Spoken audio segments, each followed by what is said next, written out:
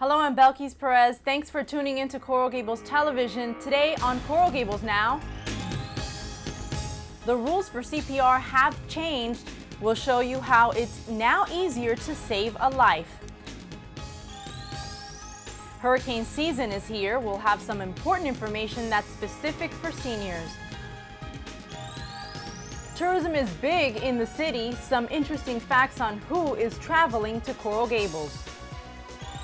The city of Coral Gables started a new dredging project here in our canal. I'll have that story.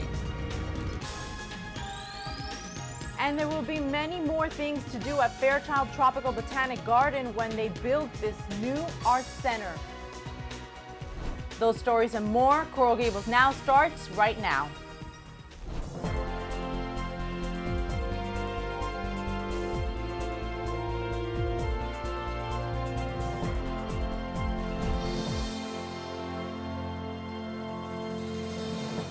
And welcome to Coral Gables Now. I'm Belkis Perez. As you know, we are a month into hurricane season, and for the past few years, Coral Gables has been lucky. We haven't had a direct hit, but of course we cannot let our guards down. Now, the National Oceanic and Atmospheric Administration has announced an above normal hurricane season. Now, here's a breakdown of NOAA's outlook. Now, the agency predicts 12 to 18 named storms this year. Now, 6 to 10 of those storms could become hurricanes, and 3 to 6 of those hurricanes could become major hurricanes, meaning category 3, 4, or 5. Now, someone from the National Weather Service once told me that if you are not prepared, then every storm, even if it's a tropical storm or a hurricane, then it could be dangerous for you. And that's especially true when it comes to seniors. Now, joining us today to talk about that is Laura Rodriguez. She's the public education specialist for the fire department with information that all seniors should know. Thank you, Laura, for being here. Good morning. So tell me, Laura does a lot of community outreach, and she teaches a lot of fire safety and hurricane safety, among other things. And come hurricane season, I know you get a lot of calls, and I do also. And a lot of the things that people want to know are very common. And one of them is my house in a flood zone? Where can they get that information? Well, you can get that information by going to miamidade.gov online, or you can give a call to 311, which is the information line for Miami-Dade County. And it will show you that in our case, east of Old Cutler is really a flood zone. East of US 1 is also a flood zone. And immediately downtown area is not necessarily a flood zone, but that doesn't mean that that's the only time that you would need to evacuate. Mm-hmm. Okay, and also, just so you guys know, I believe that same flood zone map is on our website, coralgables.com, but in the Public Works Department. But check that too.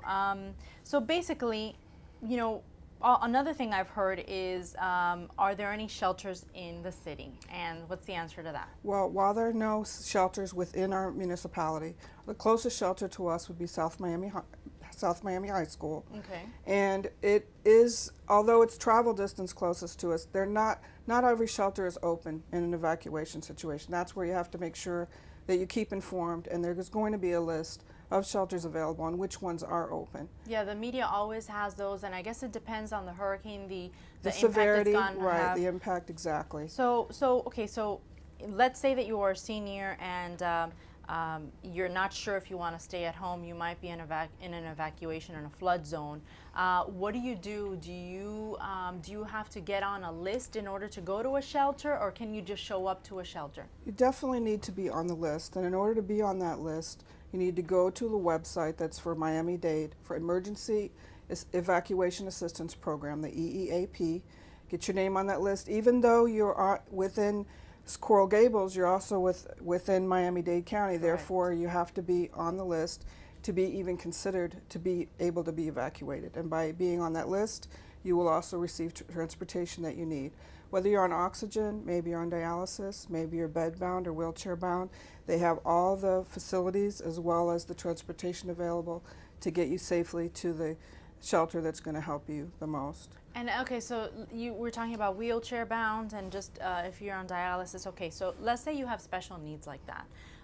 There's a lot of seniors that they want to stay home. Their home is their sacred place, their safety place.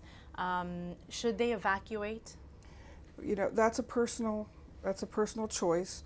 But if you're alone, let's say you have family or relatives out of the state, it's not a bad idea whatsoever to get on that emergency evacuation list if that's going to give you peace of mind, especially if you don't have friends or family that can secure your home properly for you. The emergency management office always says we hide from wind and run from water. Therefore, our home should be the securest place due to the best building codes in all of South Florida.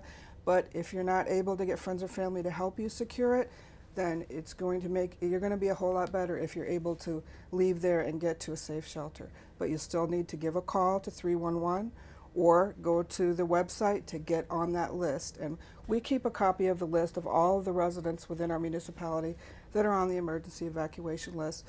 But as far as the, if you want to leave, to leave your home, that's the best way, the emergency list. But if you want to stay home, get on the help list with me. I mean, a help list will let us check on you if you don't evacuate. If you don't evacuate and you do stay home and your home is secure and you want to be checked on by the fire department, give me a call and I will put you on that help list. Now, the fire department is not going to get out there immediately because, after all, they're going to be handling the most severe emergencies. Yeah, we try to tell people that they should remain and be self-sufficient for 72 hours for sure. Because everyone is going to be in the city is going to be focused on getting like the main roads cleared and just the major emergencies, taking care of that. Absolutely, and they have to imagine that without electricity. You know, making their kit that they need to keep themselves ready. And well, that's another thing I wanted to ask you, because or just mention is that, you know, if you do have special needs and you're not sure if you want to evacuate or not, if you do have a situation where you need power, if you're on dialysis or if you have oxygen that you need to, and the power would go out, even if it's in a tropical storm, there's some areas that do get power outages, then you need to plan ahead and go into one of those shelters, because you might lose power at home. And then that would be an emergency. That would be, especially if you're on medication, if you, like you said, you're on oxygen, you don't have, or if you're dependent on electricity in any way.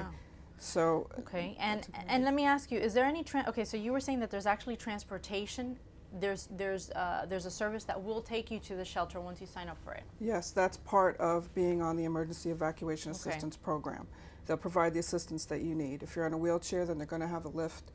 Emergency lift trucks available to take you.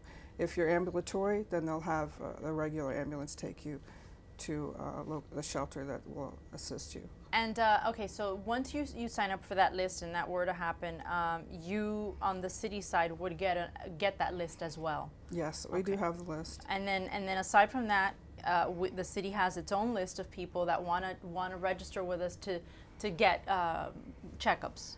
If you're alone, as you were saying. And we call it a well-being check, but we really encourage the residents to help each other. Yes. This is where knowing your neighbors or knowing what somebody needs, who is alone, who has the needs maybe that will not take them to the hospital, but they're home and watching out for themselves. The best thing you can do, just like in Crime Watch, is to get to know your neighbors, watch out for each other before the storm, after the storm, and just make sure that they're not in need of anything. And what's the premise behind the block captain or high-rise captain? Well, the high-rise captain is the one that would keep a list of those folks that do have special needs or that may be alone, that can, obviously in a fire evacuation situation, then they're keeping track of anybody on their floor that would need special assistance to get out of the building.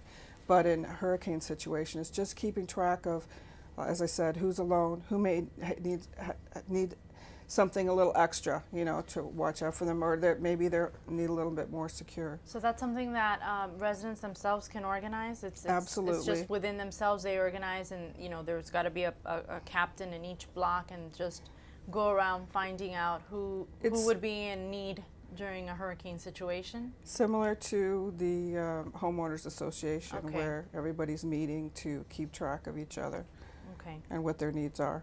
And now, you brought up a point which is important. A lot of seniors live in very old homes.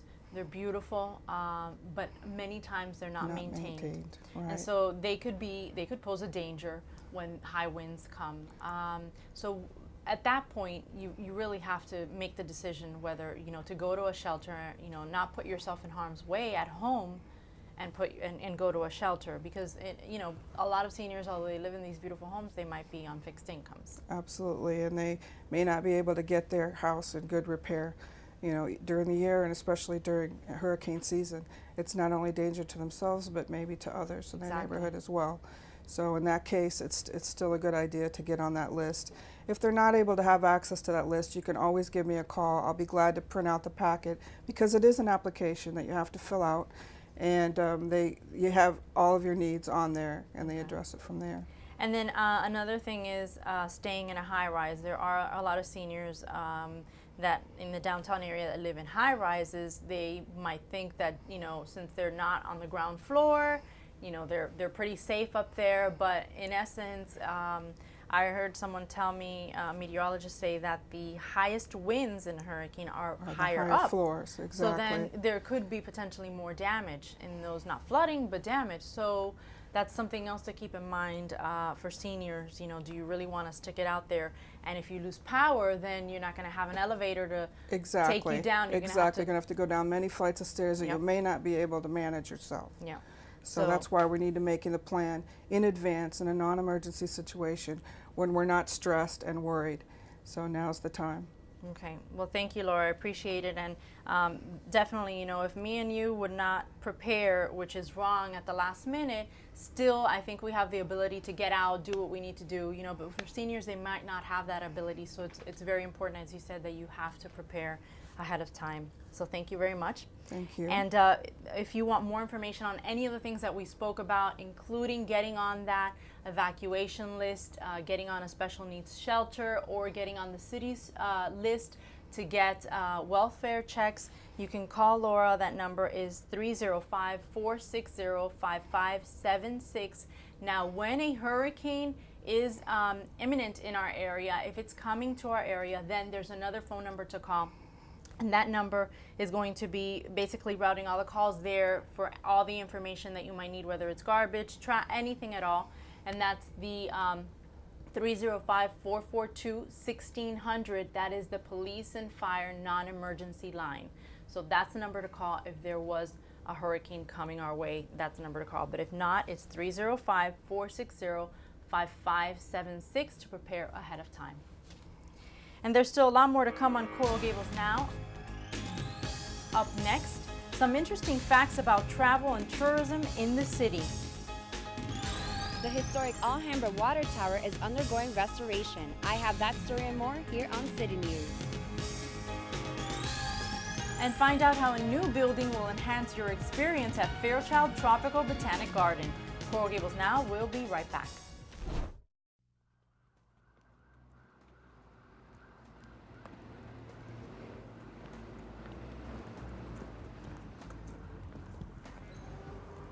On June 4th, my big brother was sentenced to 5 years in prison for a gun crime.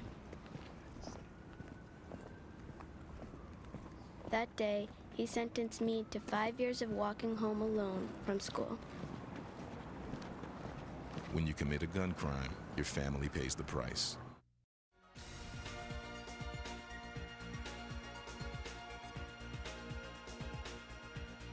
And welcome back. From its beautiful architecture to its lush tree canopy to its great amenities, we all have a reason to love Coral Gables. And it turns out that hundreds of thousands of people from across the world feel the same way.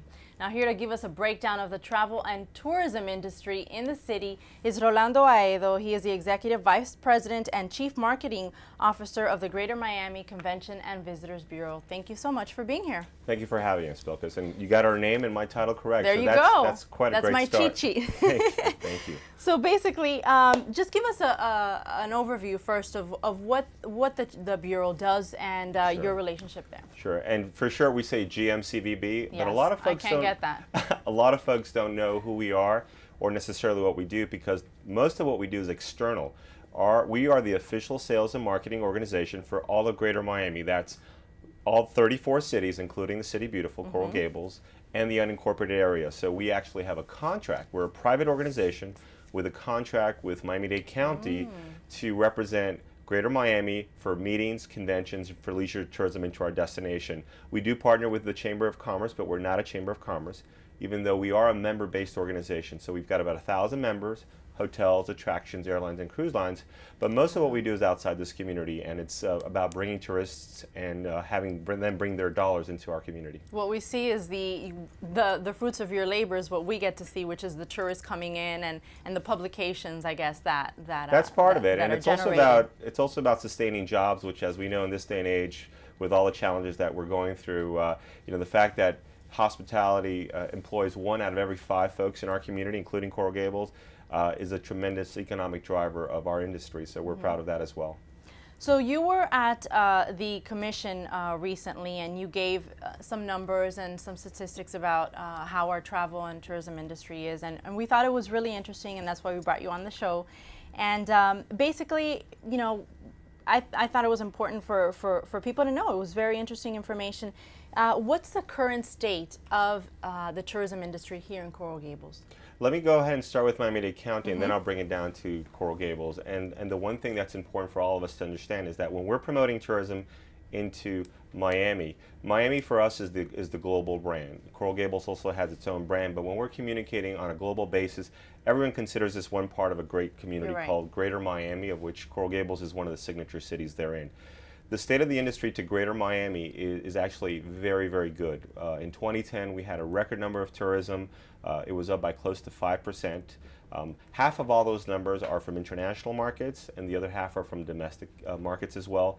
They spent close to $18 billion, and again, that translates into a lot of jobs in our community.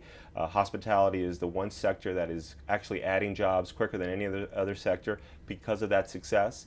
In the first 4 months of 2011, we have continued to sustain that growth. In fact, our numbers are up about 6% over last year, same time, and last year was a record. So far so good in 2011.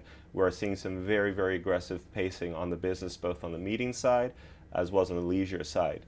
In terms of Coral Gables, it's quite interesting because when I look at the 12.6 million people that visit Greater Miami, about 620,000 actually stay within Coral Gables proper, and we do that through a surveying process that we have. And you have some amazing hotels on the Mile, the Biltmore, the Colonnade, the Hyatt, and others, which are close partners of ours, as a matter of fact.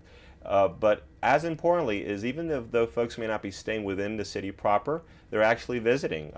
About a quarter of all the people that visit Greater Miami, and it's close to 4 million people, are actually visiting Coral Gables and its attractions and its assets, whether it's the Venetian pool, whether it's strolling on Miracle Mile, taking in some of the amazing restaurants, shopping opportunities that you all have to offer. So I think we look at a combination of the people that are staying here, about 620,000 per year, and the people that are visiting here, which is about close to 4 million. And the great thing about Greater Miami is that we have a lot of great assets and attractions. So you could stay in downtown, you could stay on South Beach, but you can still take in the City Beautiful on an excursion or just to visit and do some shopping. It's pretty interesting that you said that you had a record year in 2010. You would think that the recession has hit so many people that people would be scaling back on their tourism, their trips. Tell me about that. I mean, did we not see any downturn at all? Or? Well, the beauty about tourism to Greater Miami and to Coral Gables is international, and it really works to our advantage that practically half of all our business is international. So when you have a weak dollar, when you have, we tend to be hedged. So you do have some folks that are slowing down in some sectors, but we are the most international destination of anywhere in the United States, more than New York, more than Los Angeles, more than Chicago. Overall, Miami-Dade County, and by the way, Coral Gables is even more international than Miami-Dade County. Miami-Dade County as a whole, about 52% of our business is domestic, about 48% is international. When you look at Coral Gables through our surveying process, that number actually flops, where you actually get more international visitors than domestic.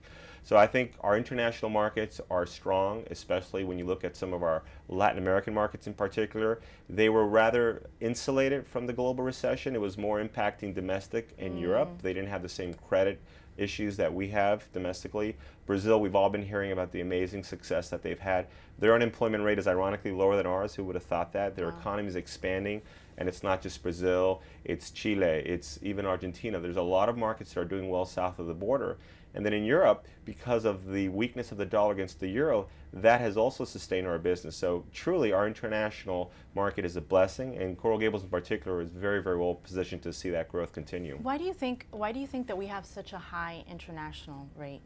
As opposed to Miami-Dade, it's actually higher. Sure. What do you think? I think it goes back to the vision of the founder, George Merrick, and I think he designed a city with a very international flair, whether it's Mediterranean, the villages that are scattered throughout the city. So right from the get-go, I think George Merrick, God rest his soul, knew that this was going to be a truly international destination. Then there's a lot of other obvious things. I mean, the city leaders have really cultivated that vision through proper planning, through stewardship of the vision of George Merrick. The proximity to the airport, I think, is a huge advantage. That practically 5 minutes away from one of the busiest airports in the world, which sees a lot of international business. The consulates that call Coral Gables home adds to the flavor. And then, Coral Gables is a cosmopolitan destination. You have this combination of world-class restaurants, the expanding cultural scene with the new campus, the new museum, the galleries, the shopping is world-class, and these are the things that our international customers are looking for. And we know that because we ask them, they tell us, and they put Coral Gables at the top of their list. And as far as international, can you break it down even more to what are the top people who are coming, the nationalities? Sure. We have, when we look at the top 5 that are calling upon Coral Gables, you have Argentina, Colombia, Brazil, the UK, and Germany are top markets for this community. They're also top markets for Greater Miami as a whole, but believe it or not, our -- international destination for Greater Miami is Canada, but the Canadians like to stay on the beach, so they don't appear as high on the Coral Gables radar screen. But that's okay, because Brazilians love to buy and spend, and they're coming to Coral Gables in droves. And again, I think your merchants and businesses appreciate that. So lastly, Rolando, why is this all important? We think it's interesting, but the person at home, the resident, why would these numbers be so important to them? Why should they care? Well, I think ultimately it goes back to what I said. It sustains a lot of jobs, economic activity. I mean, tourism is an economic development entity, and if you ask a lot of the merchants along Miracle Mile, in your shopping centers, they see a lot of these visitors coming in and putting dollars into the city coffers. It translates into taxes. Not only sales taxes, of which tourists generate the majority of, but also the resort taxes and the convention development taxes, which are generated by those people staying in hotels.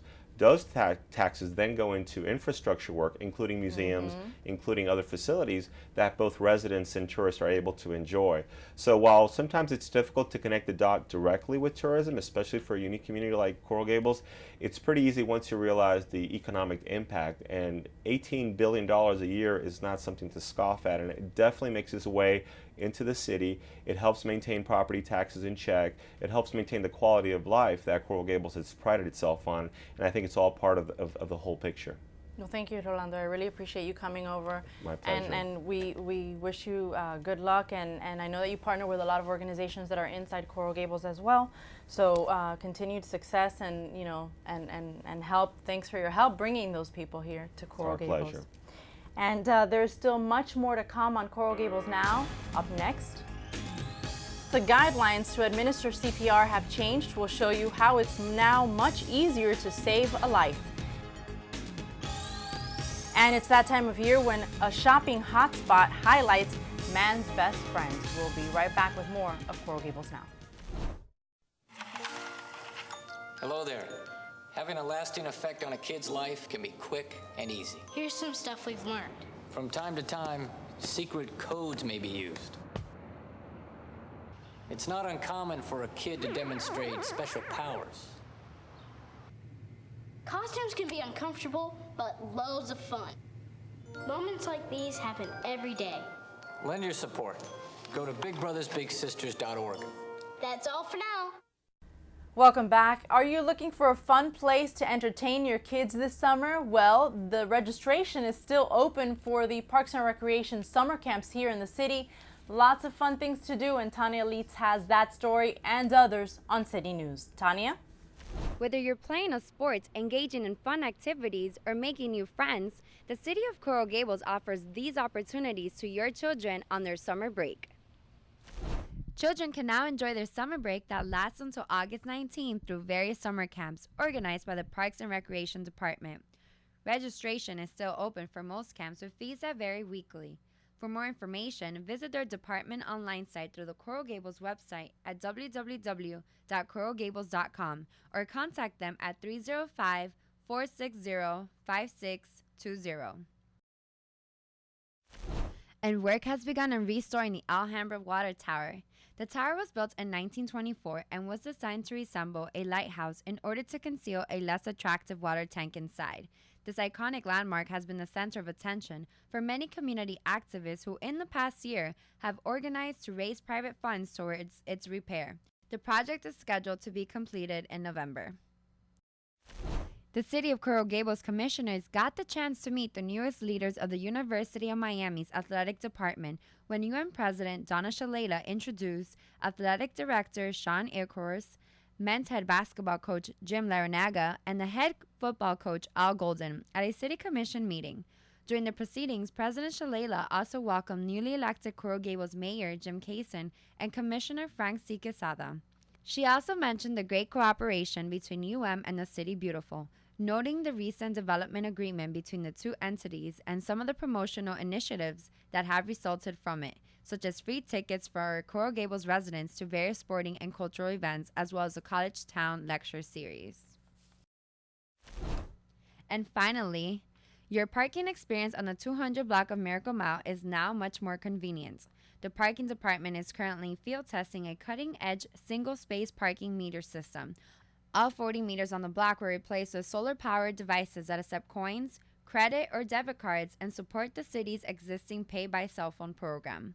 After a trial period of 4 months, the city will evaluate whether to purchase these meters. All right, thanks, Tanya. Navigating the city's canals will soon be easier. Crews are currently dredging a section of the Coral Gables waterway. Veronica Fernandez is at the work site with more on this story. Veronica? The water in the Coral Gables waterway will soon be of better quality. A maintenance dredging project resumed this May as city workers are removing silt from the canal bed.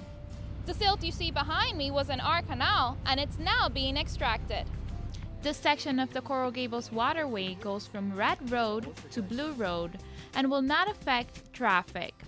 As we know, South Florida is at high risk of tropical storms, which may cause flooding in our area, and improving the waterway will alleviate this. We are removing about 5 feet of sediment to improve water quality and improve conveyance of water flows and limit potential flooding. Padron also told us that they are careful about not harming the environment, including the wildlife and flora in the canal. This dredging project was temporarily stopped in October of last year for manatee season, but has now resumed and is expected to run until July 31st. For Coral Gables Now, I'm Veronica Fernandez. All right, thanks, Veronica. Up next on Coral Gables Now,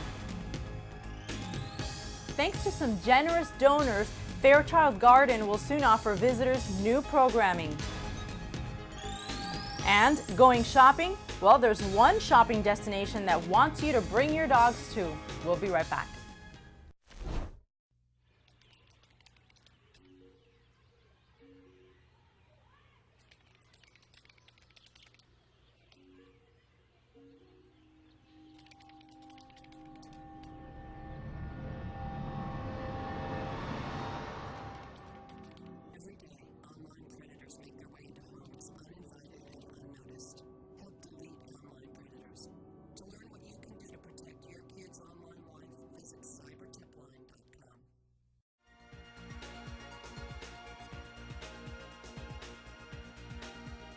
And welcome back.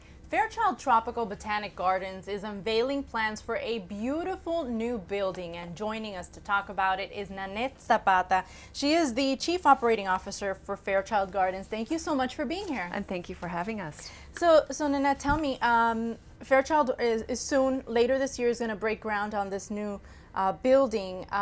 It's an art center? Yes. Okay. It's a cultural building for the garden, and it's going to be spectacular. And was this building always part of the garden's master plan? Yes, it was always envisioned to be part of the garden because we have this, the garden has this beautiful history, this incredible archival material, special to South Florida, special to the United States, special to certainly Fairchild and the city of Coral Gables. And we always envisioned being able to explain that, exhibit that to our residents, to our neighbors. And this building is going to allow us to do that, as well as allow us to have cultural events for South Florida in this building, including art, works on paper, music, poetry, everything. It's because, and that would make Fairchild unique because, I mean, it's not only, you're basically expanding your mission, I would think, because not only are you there to see these beautiful, lush gardens that you've got, you would be there also for culture. Exactly. And you were limited before, right, in the spaces that you could provide that? Well, that's exactly right. Several years ago, you may recall that we've been having beautiful art exhibitions every year for 6 or 7 years now. And these artists have beautiful works on papers, or pieces that can't be exhibited outdoors because of the conditions. Now this allows us to do this. Now we can have glorious works from Liechtenstein, some of these material that you can only see at the Met in New York, here in South Florida. Wow. So it's very exciting. And we can be ambitious. We can have Picassos. We can have big works of art now in South Florida, here in Miami. So why is it so important for Fairchild to have a facility like this? Because it gives us a venue to exhibit everything that we do. And it allows so many people to come to the garden for one purpose and then enjoy the garden for another purpose. So if you're having a beautiful concert, or you're having an exhibition of works on canvas, or a sculptural exhibition inside this beautiful building, you come to the garden, you have that experience, and then you come into the garden and you learn about conservation, you learn about tropical plants, you learn that only in South Florida, only in Coral Gables can this take place in the entire United States. So it's a lure to attract people to come and enjoy what is uniquely South Florida and what is uniquely essentially for the United States. And is this something that, how important was this, for example, like for you? I mean, to be part of this, it seems like an exciting event where, you know, as you were saying, if you've got artists that only had, you know, before you only were able to exhibit things outside for these artists like Chihuly, you'll be able to bring some of these pieces in and have a place for them to display it as well. How important is it for you personally to be a part of this event? Hugely. On a personal level, I like big ideas. I like big dreams. And this is one of those things. I mean, we're doing incredible dream-like things at Fairchild, and it's working, and people appreciate them. We have 45,000 members, and that number keeps growing. We have hundreds of thousands of people that visit the garden every single year, and that number keeps growing. And our guest satisfaction records are through the roof. We have 5s on Yelp. I mean, it's unheard of, these kinds of great experiences that people are having when they visit Fairchild. So these are dream times, as we call it. And they're just going to get enhanced now with this new building. And That's let's talk about very the building a second. Yeah. It's beautiful. Yeah. It's a beautiful design, and I think it fits in very well with the design that's already there. Yeah. Tell me about the donors. This is all made part because there was a donation, $4 million. Tell me about the people that gave that money. Well, they're very special people, and the building itself really it speaks to Fairchild. It is a Fairchild building. It will, the minute it goes in, it'll always feel like it's been there. Yes. So it won't feel like what we call, it doesn't have a Starchitect impression on it, a stamp as a time and place. We don't want to date anything in the garden. We want it to always feel ethereal. And the donors are really special. They're Adam Rose and Peter McQuillan. They're from New York, and they have a residence here in Miami Beach. And they're philanthropists. They're people who believe in expanding culture. And they understand that through cities, the greatness of cities is really through great cultural activities. And they're They fell in love with Fairchild. They fell in love with the mission that we represent. And they understood that this was a perfect opportunity to bring the level of culture that we're talking about and awareness to the arts and sciences to South Florida and specifically Coral Gables. And they said, we're in. What do you need us to do? And we said, could you do this? And they said, absolutely. Were they members of Fairchild? They knew of Fairchild. Because they're from New York. Yes. They knew Fairchild because they do have a residence here in South Florida. Peter is on the board of directors at the New York Botanic Garden, so they're very much involved in gardens in general. They have a beautiful residence in New York State. That's a farm. So they're naturalists. They're people who believe in the importance of green. And they just came to the garden a few years ago and said, "Oh my God, this is it. We're here. We're here to stay." And they have, and we're lucky for it. Yeah, absolutely.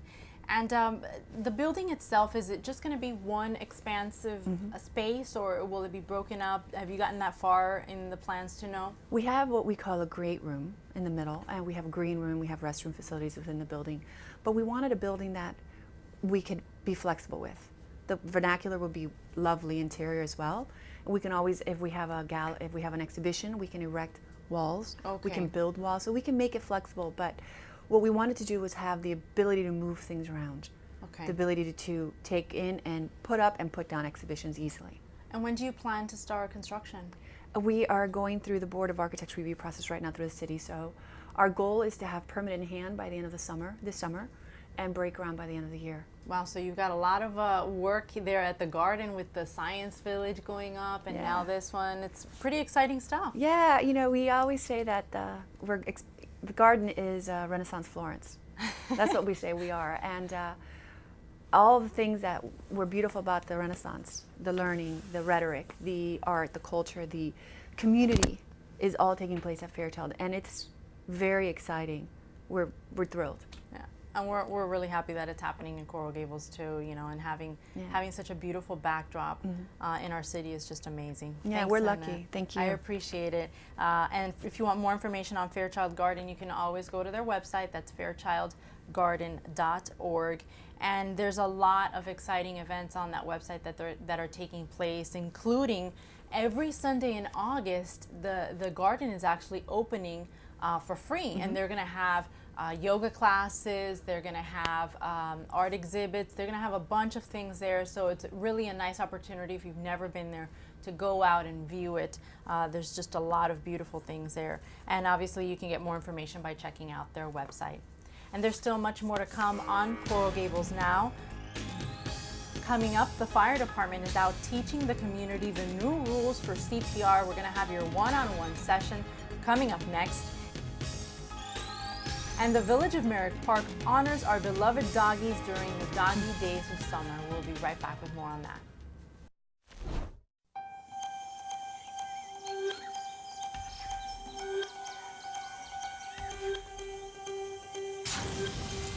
Sun exposure starting in childhood is a major cause of skin cancer.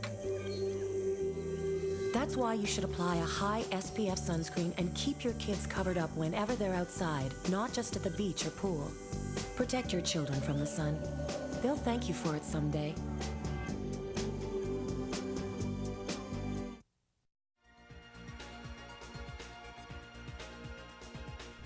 And the rules for administering CPR have changed a bit. CPR, as you know, is one of the first methods used in an emergency situation when someone stops breathing. And joining us today is Christopher Butler. He's a firefighter here with the Coral Gables Fire Department. And you're going to teach us the new technique, because there is a new technique now that's being used. It's basically just a combination of what we've had before. But before we get started on this, can you tell me, Chris, why this is the main technique that's used when someone has stopped breathing, right? Yes. They say, the doctors think, American Heart Association, that compressions are extremely important, and that's vital to resuscitation, early compressions on victims. And what does that do, though? What's the purpose of the compressions? The compression, you are manually recirculating the blood through the heart, through the entire body. You are actually being the pump for the heart. You're compressing it and letting it compress and extract, compress and go back. And that is what pumps the blood through the entire body. Okay, and basically, is this something, I know that in Coral Gables specifically, we do get a lot of medical calls. It's something that's being used constantly. Every day. And obviously, the more people that know how to use it and perform this technique right, the better, because, you know, regardless of how fast you get there, there is someone that's on the scene before you are. Yes, early compressions and early defibrillations with an AED is key to resuscitation, to bringing somebody back. Okay. The more you delay, the longer it takes to start CPR on a victim, the less chance they have of survival. So what are the new guidelines? The ones before, it was ABC, it was airway, yes, breathing and compression, right? And circulation. And circulation. So what's changed? They have changed it to, the acronym is now CAB, which is compressions, then airway, then breathing. They feel that the lay persons, the regular public, they are sometimes a little squeamish and they're hesitant to want to put their mouth on somebody. There are delays when they're trying to assess if somebody's breathing or not, trying to find a pulse, or seeing if they're having their airways open or not. So what they want to do is they want to establish unresponsiveness, take a quick look over of the body. If they think the person's not breathing, you're going to go straight to compressions. Okay, and those early compressions are vital. Right, it starts the process earlier instead of having all this time to look and see and feel. Okay, so you're going to give us a one-on-one session here. So what do you do now first? If I was by myself with no one else around, and I come upon someone on the floor unresponsive, I'm going to come up to the victim, I'm going to shake and shout, "Sir, are you okay? Are you okay?" And that's establishing unresponsiveness. If he doesn't respond, we're going to take a quick look.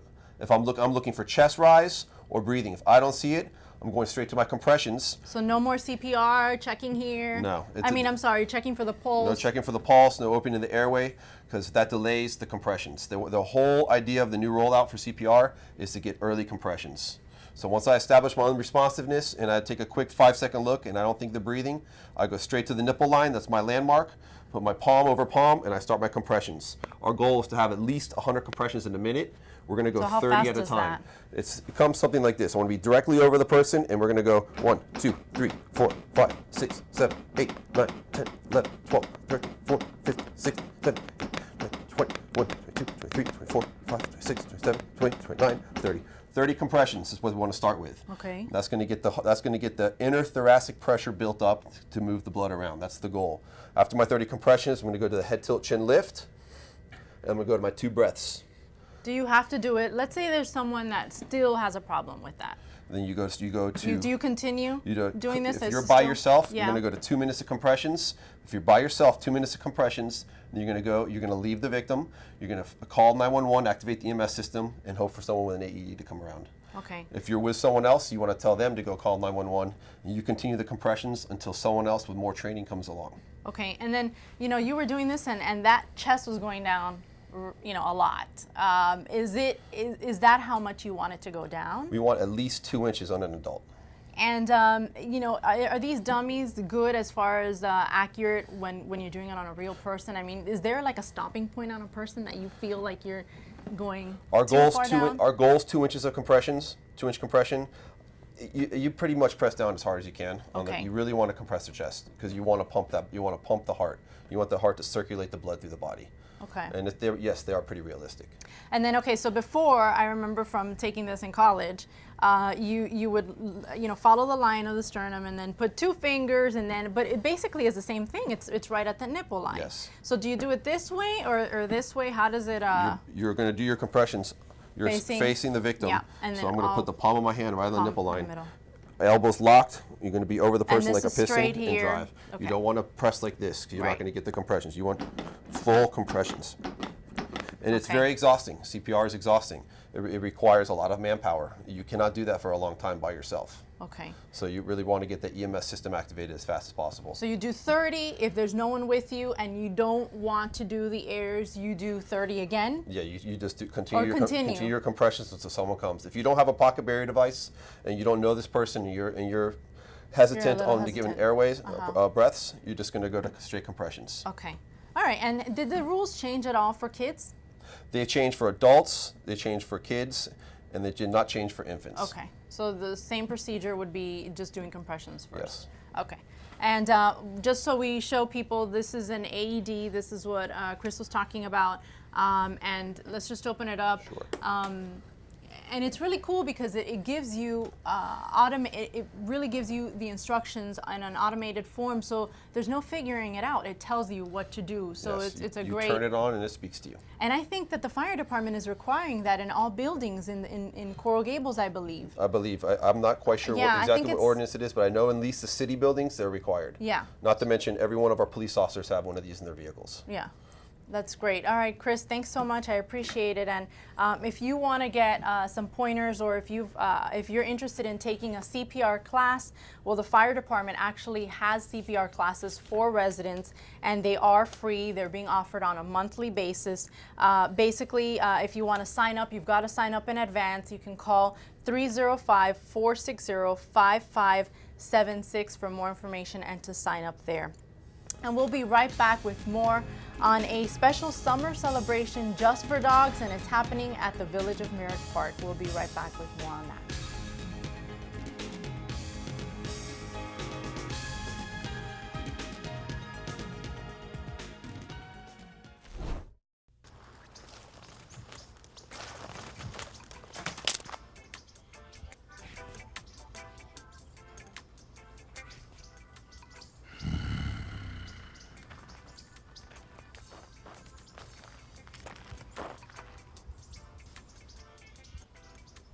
Oh, I'm sorry.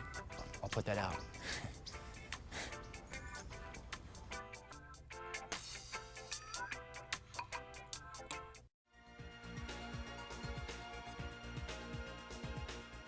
And welcome back. Do you have a special pooch that you don't like to part with even when you go shopping? Well, at the Village of Merrick Park, you really don't have to. The Doggy Days of summer are back, and joining us to talk about it is Maria Yorca from the Village of Merrick Park. Thank you so much for being here. Thank you for having us. And we also have Milo here as well. Absolutely. Super cute. He came in his tuxedo. And he came, you know, he knew it was a special affair. From Adolfo Dominguez, he knew that it was a big event, so he brought his tuxedo. And he's got his collar up, so he's super styling. So let me talk to you about the concept behind Doggy Days of Summer. You know, you guys are a high-end destination, shopping destination. Why create an event all around dogs?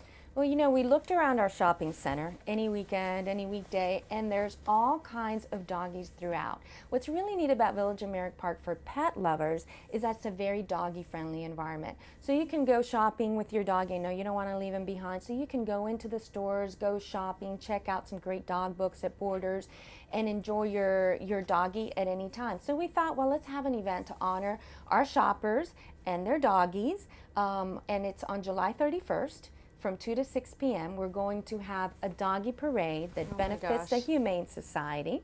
For $5, you can join the doggy parade. The money goes to the Humane Society. You can bring donations for the Humane Society. You know they need all kinds of things, from little toys for the doggies to play, to blankets, to all kinds of things. You can bring a donation for them, and you'll get free parking. And if you spend $25 anywhere in the shopping center, you will get a professional photograph of you and your doggy to bring home with you. And of course, when you enter the parade, you get a doggy bandana. It's all ways to just honor you and your pet. And of course, it's a great opportunity to go shopping, not just for you, but this time for your pet as well. Absolutely. And so tell me about some of the things you've got here. Really nice array. And it's just amazing to see that there's some things that look like if it's for babies. I mean, they're so detailed. I love it. It is amazing. The truth is we love our dogs, and we love spending on our dogs. You know, starting with Borders, I mentioned, this is a wonderful book called The Bond, and it was written by the CEO of the Humane Society and talks about dogs and their bonds. Also, Until Tuesday is a wonderful book that also features dogs. You can get books on dog training. You can get children's books with, you know, that feature dogs and that type of thing. And then, of course, you got to talk about the doggy fashion, right? Yes. You know what? I'm going to start with this because it's certainly a rival. You know, if you come to Village of Merrick Park in your Lexus, you arrive in style, right? So if you come in your Adolfo Dominguez doggy carrier, Milo would definitely be arriving in style. Also, looking at the high-end doggy carriers, Neiman Marcus has a Louis Vuitton, And Louis Vuitton has amazing doggy carriers, and Juicy Couture. Very nice. So now that you're going to take him out of the doggy carrier, he or she has to be dressed in style. These pieces are from Juicy Couture. This is this looks like a little cheerleader skirt to me. That's adorable. It is adorable. It's amazing. You're going to be shopping in style. This is a piece.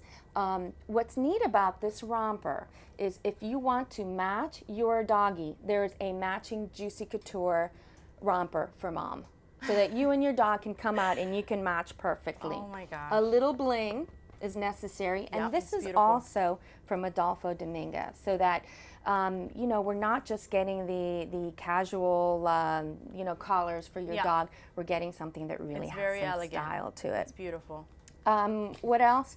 This is from Neiman Marcus. Mm-hmm. These are Kiehl's products. Okay. You and I are going to go out and get the most fabulous shampoo so we can look great. Mm-hmm. Well, you can for your doggy too. This is shampoo. This is conditioner, so that, like Milo, your hair looks fabulous. Yeah, I mean, he was well groomed for today. Absolutely, he was well groomed, and these are Kiehl products that can get you there. One cool thing too that you can do on the day of the event is after the event, we have a lot of restaurants that have al fresco dining. Sawa, our new restaurant, Cinco, which has Mexican food, Yard House, Villaggio, it's a beautiful garden, al fresco dining. Sawa, our restaurant that has sushi and Mediterranean food for the owner, has a special doggy menu for your doggy. Oh. So you can come out after the event, and it's so funny. It has Grove Naturals, chicken jerky, and Rover Easy, which is 2 scrambled eggs and chopped bacon bites. Oh my gosh. So anything for your doggy,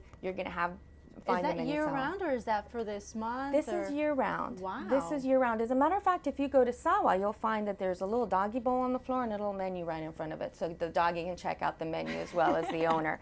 So you can hang out at the center and enjoy the alfresco dining any time of the year with your doggies.